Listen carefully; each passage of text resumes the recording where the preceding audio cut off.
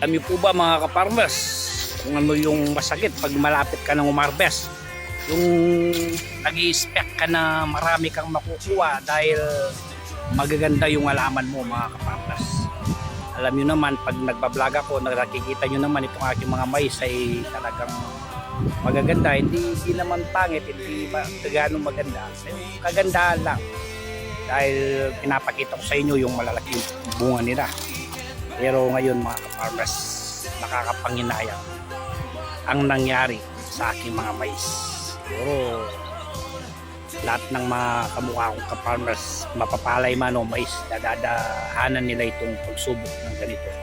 Ito ipapakita ko sa inyo kung nangyari sa aking mga mais mga farmers. Yan o. Dumapa sila, yung harvest ka na lang katapos ganito pa yung mangyayari. Nasa maigit 1 hektare ito mga farmers. Yan. Nung natatandaan nyo sa aking mga video, sa aking mga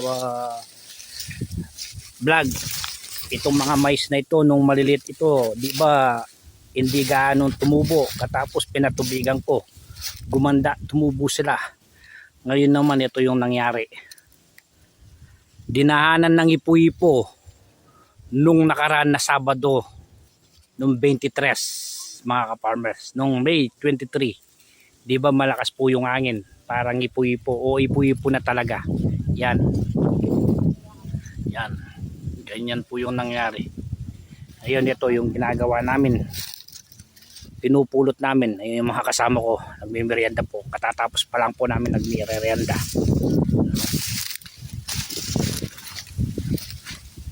Farmers. Ito kasi dapat sa Martes ay naka-schedule ng gigikin to o harvestan. Kaso ito sinalanta ng ipo-ipo o ng hangin.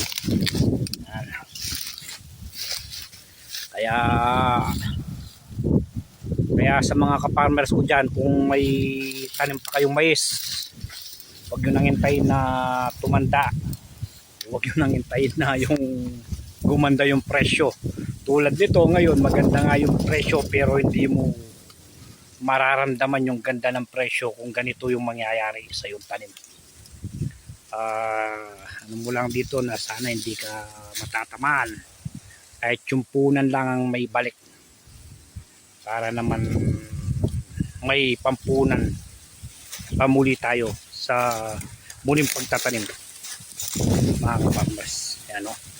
Ngayon yung panahon, tignan nyo, makulimlim yung panahon. Kaya sa mga ka-farmers ko dyan, yung mga mais ninyo, huwag nyo nang intayin yung talagang araw. Kapag nagustuhan nyo na yung presyo sa mga buyer, ibigay nyo na. Ano? Oh.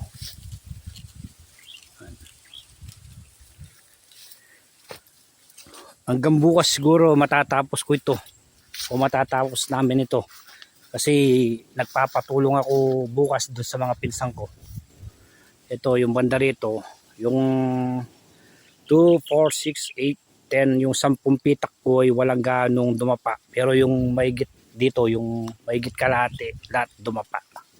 Pero yung kalahati matatapos namin siguro ngayon, tapos ito na lang sa Martes gigikin na kasi ito. Inuulit ko sa mga farmers ko dyan, kung mayroon pa kayong mais na pula, huwag yun nang hintayin na maging ganito dahil yung panahon paghapon ay mas wungit na.